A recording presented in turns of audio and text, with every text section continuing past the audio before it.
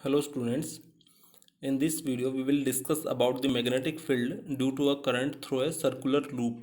यानी बच्चों last video की अगर हम बात करें तो लास्ट वीडियो में हमने सीखा था कि कोई स्ट्रेट कंडक्टर है उसका मैग्नेटिक फील्ड किस तरह का होता है।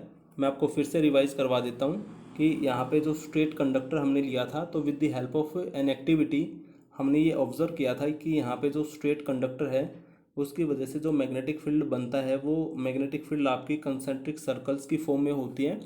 और हम ये बोल सकते हैं कि ये जो मैग्नेटिक फील्ड है उसका जो नेचर है वो सर्कुलर होता है। तो यहाँ पे एट लास्ट कंक्लूजन ये निकलता है कि जो स्ट्रेट कंडक्टर है उसकी वजह से सर्कुलर मैग्नेटिक फील्ड पैदा होता है आपका।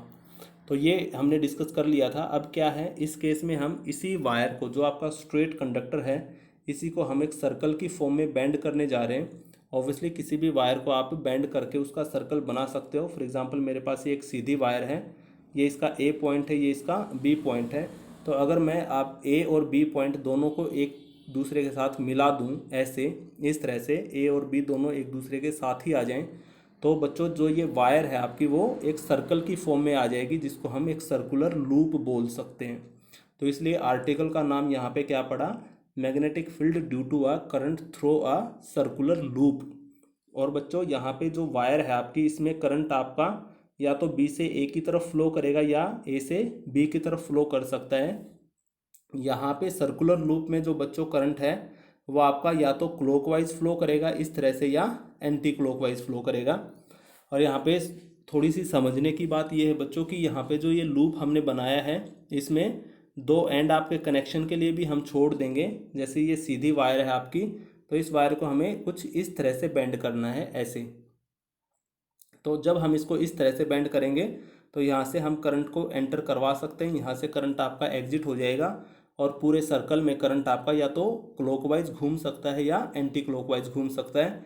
तो हमें सिर्फ इतने से पोर्शन को ही यहाँ पे डिस्कस करना है जिसमें करंट आपका फ्लो कर रहा है, रोटेट कर रहा है। तो आइए इसकी वजह से मैग्नेटिक फील्ड कैसा बनेगा वो हम डिस्कस कर लेते हैं बच्चों। As we have so far observed that the pattern of the magnetic field line produced around a current carrying straight wire, जैसा कि हम सीधी वायर की वजह से मैग्नेटिक फील्ड कैसा बनता है वो हम देख ही चुके हैं। Suppose this wire is bent in the form of a circular loop and a current is passed through it. यानी बच्चों हमने एक सर्कल की फॉर्म में, इस तरह से ये सर्कल की फॉर्म में इस वायर को कंसिडर कर लिया है और यहाँ पे इसके अंदर करंट फ्लो करवा दिया है। तो क्या होगा, as we know that at every point of a current carrying circular loop the concentric circles representing the magnetic field around it and would become larger and larger and as we move away from the wire। यानी बच्चों क्या होगा, वापस से थोड़ा सा फिर से रिवाइज कर लेते हैं कि आपके पास बच्चों जो स्ट्रेट कंडक्टर होता है, ये स्ट्रेट कंडक्टर, तो इसमें मैंने आपको यही बताया, यही सिखाया कि ये जो मैग्नेटिक फील्ड होता है इसकी वजह से वो सर्कुलर होता है। बट बच्चों अगर ध्यान से देखें तो यहाँ पे होगा क्या, यहाँ पे जो मैग्नेटिक फील्ड होगा वो, जैसे मैंने ये एक पॉइंट ले लिया, इस कंडक्टर पे एक पॉइंट लिया और इसके अराउंड ही मैंने ये सर्कल इस तरह से ड्रॉ किए हैं। तो बच्चों यहाँ पे ये जो मैग्नेटिक फील्ड है सर्कुलर है, ये एक पॉइंट की वजह से होता है, ना कि पूरे के पूरे कंडक्टर की वजह से। तो कोई भी पॉइंट अगर आप लोगे यहाँ पे, उसकी वजह से मैग्नेटिक फील्ड आपका सर्कुलर ही बनेगा। यानी ये जो कंसेंट्रिक सर्कल्स मैंने बनाए हैं इनका जो सेंटर है वो आपका वायर के ऊपर लाई करेगा और वही पॉइंट है, उसकी वजह से ये मैग्नेटिक फील्ड आपका सर्कुलर आ रहा है। तो इसका मतलब ये है कि हर जो पॉइंट है कंडक्टर का, हर एक पॉइंट आपको सर्कुलर मैग्नेटिक फील्ड देगा। और पूरे कंडक्टर की वजह से अगर हम देखेंगे तो ये सिलेंड्रिकल सा नज़र आएगा इस तरह से। अगर हम बहुत सारे सर्कल यहाँ पे ड्रॉ करेंगे तो पूरा का पूरा एक सिलेंडर बन जाएगा आपका इस तरह से। तो जो कॉन्सेप्ट है वो ये है बच्चों की पॉइंट की वजह से मैग्नेटिक फील्ड आपका सर्कुलर हुआ है। तो यहाँ पे यही बात बोली गई है कि as we know that at every point of a current carrying circular loop the concentric circle representing the magnetic field. यानी जो कंसेंट्रिक सर्कल हैं, हर पॉइंट के ऊपर, हर पॉइंट को अगर सेंटर लेके हम कुछ सर्कल्स बनाएं, वो सर्कल उस पॉइंट के मैग्नेटिक फील्ड को रिप्रेजेंट करेंगे। तो ऐसा ही बच्चों इस सर्कुलर लूप में होगा। या आपने सर्कुलर लूप लिया यहाँ पे, और अगर मैं इसके 2 पॉइंट लेके चलता हूँ, डायमेट्रिकली अपोजिट मैंने 2 पॉइंट लिए, तो इसकी वजह से भी बेटा सर्कुलर मैग्नेटिक फील्ड होगा, यहाँ पे भी सर्कुलर मैग्नेटिक फील्ड होगा, और हर पॉइंट जो इसके ऊपर लाई करेगा सबकी वजह से जो मैग्नेटिक फील्ड होगा वो सर्कुलर ही होगा हमारा, सबकी वजह से मैग्नेटिक फील्ड सर्कुलर होगा। और होगा क्या, जैसे जैसे ये सर्कल आपका बड़ा होते चले जाएंगे, इस तरह से ये सर्कल आपके बड़े होते चले जाएंगे, तो जो आर्क हैं हमारी इन सर्कल्स की वो थोड़ी सी हमें सीधी नज़र आने लगेंगी, और सेंटर से जो आर्क आपके पास होगी वो ऑलमोस्ट हमें स्ट्रेट ही नज़र आएगी।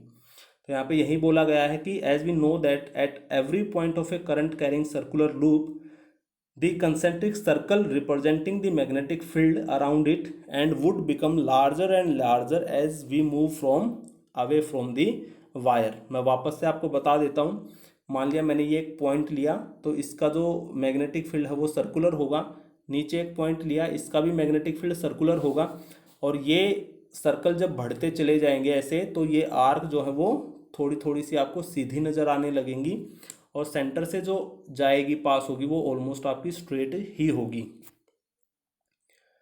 तो यहाँ पे by the time we reach at the centre of the circular loop the arc of these big circles would appear as straight line. तो ये हमें सीधी नज़र आएंगी। By applying right hand thumb rule we can find out the direction of magnetic field. और बच्चों यहाँ पे हम वही राइट हैंड थंब रूल जो पहले की वीडियो में हमने सीखा था उसको अप्लाई करके हम यहाँ पे ये मैग्नेटिक फील्ड की डायरेक्शन निकाल सकते हैं। तो पहले केस में बच्चों क्या था मैं आपको बता देता हूँ, अगर कंडक्टर स्ट्रेट है तो यहाँ पे जो थंब है, जैसे हम इसको पकड़ेंगे अपने राइट हैंड में तो थंब हमारा ऊपर की तरफ आपको रखना है, ऐसे हमारी फिंगर आ जाएंगी, तो जो थंब है वो करंट की डायरेक्शन देगा, और जो फिंगर जिस डायरेक्शन में रैप हुई है वो मैग्नेटिक फील्ड की डायरेक्शन होगी। बट सर्कुलर केस में क्या है बच्चों, सर्कुलर केस में जैसे ही हम अपने राइट हैंड को रखेंगे, जैसे मैंने अपना राइट हैंड रखा तो डायरेक्शन करंट यहाँ पे इस तरह से फ्लो कर रहा है, तो करंट के फ्लो की डायरेक्शन में आपको अपने फिंगर को रैप करना है, और जो हमारा थंब है उसको बिल्कुल सीधा रखना है, राइट हैंड के थंब को बिल्कुल सीधा स्ट्रेट रखना है। तो जिस डायरेक्शन में आपका थंब आएगा वही डायरेक्शन आपकी मैग्नेटिक फील्ड, वही डायरेक्शन हमारी मैग्नेटिक फील्ड की डायरेक्शन होगी बच्चों। तो स्ट्रेट कंडक्टर के केस में जो थंब है वो करंट की डायरेक्शन दे रहा है, जो फिंगर है वो मैग्नेटिक फील्ड की डायरेक्शन दे रही है। बट सर्कुलर केस में बच्चों जो फिंगर है वो करंट की डायरेक्शन देंगी आपको, और जो थंब है हमारा वो फील्ड की डायरेक्शन देगा। तो आपको इस तरह से जब करंट जिस डायरेक्शन में आपका फ्लो कर रहा है उसी तरह से फिंगर को रैप करना है, और थंब आपका इस तरफ भी आ सकता है, थंब हमारा इस तरफ भी आ सकता है, तो थंब की डायरेक्शन होगी वहीं आपकी मैग्नेटिक फील्ड की डायरेक्शन हो जाएगी यहाँ पे।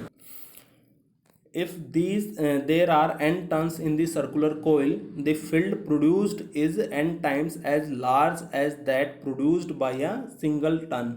और बच्चों यहाँ पे अब तो हमने बात की थी एक ही टर्न की, बट अगर आपके पास बहुत सारी टर्न्स हैं, इस तरह से आपने अगर वायर को आपने रैप कर रखा है, लपेट रखा है, तो उसके अंदर बहुत सारी टर्न होगी, तो यहाँ पे ये बोला गया है कि अगर आपके पास n नंबर ऑफ टर्न्स हैं तो एक टर्न की वजह से जो मैग्नेटिक फील्ड आपका पैदा हो रहा है, n नंबर ऑफ टर्न्स अगर होंगी तो मैग्नेटिक फील्ड आपका n टाइम्स स्ट्रोंगर हो जाएगा, यानी हर एक टर्न की वजह से जो मैग्नेटिक फील्ड है आपका वो ऐड हो जाएगा, और टोटल मैग्नेटिक फील्ड आपका n टर्न्स की वजह से यहाँ पे आएगा। The nature of this magnetic field demonstrated with the help of an activity. और एक एक्टिविटी की हेल्प से बच्चों, इस एक्टिविटी की हेल्प से हम इस फील्ड को डेमोन्स्ट्रेट कर सकते हैं। तो क्या करना है, take a rectangular cardboard having 2 hole. हमें एक कार्डबोर्ड लेना है, यहाँ पे ये आपका रेक्टेंगुलर कार्डबोर्ड है, इसके अंदर 2 होल हमें करने हैं। Insert the coil having large number of turns through them normal to the plane of the cardboard. हमें एक कोइल को इंसर्ट करना है बच्चों इस तरह से, यानी आधी कोइल कार्डबोर्ड के ऊपर रह जाए और आधी कोइल कार्डबोर्ड के नीचे हो, और इसको कार्डबोर्ड के अंदर से ऐसे पास हम करवा लेंगे। उसके बाद क्या करेंगे, connect the end of the coil in series with the battery. Battery के साथ हमें इसको कनेक्ट करना है।